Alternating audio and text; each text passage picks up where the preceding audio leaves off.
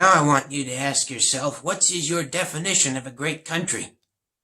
That statement, make America great again. What would a great country be? I'm assuming it would be a country where everyone has a good standard of living, where everyone's well taken care of, where there's not homelessness and hunger. Well, that certainly can't be said, more now than ever. But once again, not only has he ignored those problems, he has done everything in his power to hurt you and your family. He has cut housing assistance, rural health assistance, assistance to needy families, assistance to the elderly. He's eased penalties against nursing homes that harm their residents. He's repealed the Safety in the Workplace Act. He's cut children's health, repealing the rights of disabled persons to sue for violation of access. Even the World Trade Center health program. Well, he attempted to reshuffle it, to separate doctors from their patients that were familiar with their conditions. He rolled back an Obama rule that made it harder for those with mental health issues to get guns that was put in place after Sandy Hook.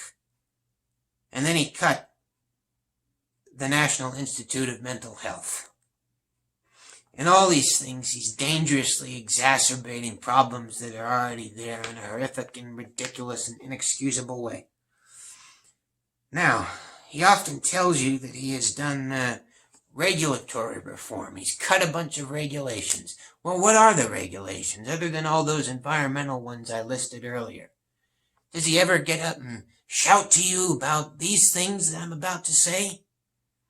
First of all, you have to know that he refuses to release a list of people that are serving on his deregulation teams. Reason being that they're all harmful to you and your family. He's put 179 people in charge of regulating industries that they were formerly lobbyists for. And I'll give you a prime example.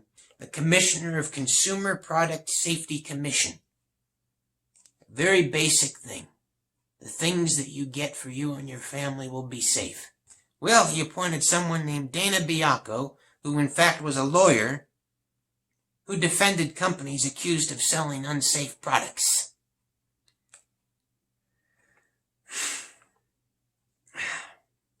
He has cut down a vital program, the Teen Pregnancy Prevention Program. He shut down 81 centers across the country. And in Baltimore, where teen pregnancy is 3 times the rate of the national average, he shut down their center, which meant that 20,000 teens lost access to that vital service. The Center for American Progress states the following. Donald Trump and his administration is massively accelerating wants. Domestic programs have been reduced to levels not seen since Herbert Hoover. Put simply, the most vulnerable are under attack. It's like suicide. Now, I want you to understand that this not only hurts the people here, it hurts people around the world. It hurts the way, if we treat our people like this, if we don't invest in these programs to help people, how can we expect anyone else to? How can we expect other countries to set better housing standards? How can we expect other countries to take care of homelessness and hunger if we can't do it right here, and if the President of the United States makes an active effort to end things that are helping people and hurt you? He doesn't relate to you and your family. He's a different type of a human being.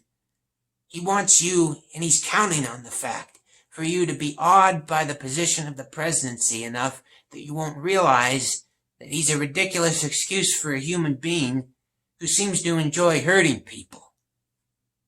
He's counting on you to not pay attention to larger issues. He's counting on his ability to whip you up into a frenzy. And he's counting on his ability to make you afraid of other things and not afraid of him, which you should be.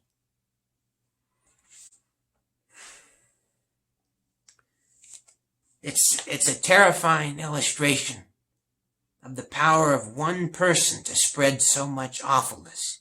The things I've just said to you, all of them, clearly mean he should not have one single supporter. He should lose in the biggest landslide in history because he has hurt the country he's charged with protecting, and he has hurt the world.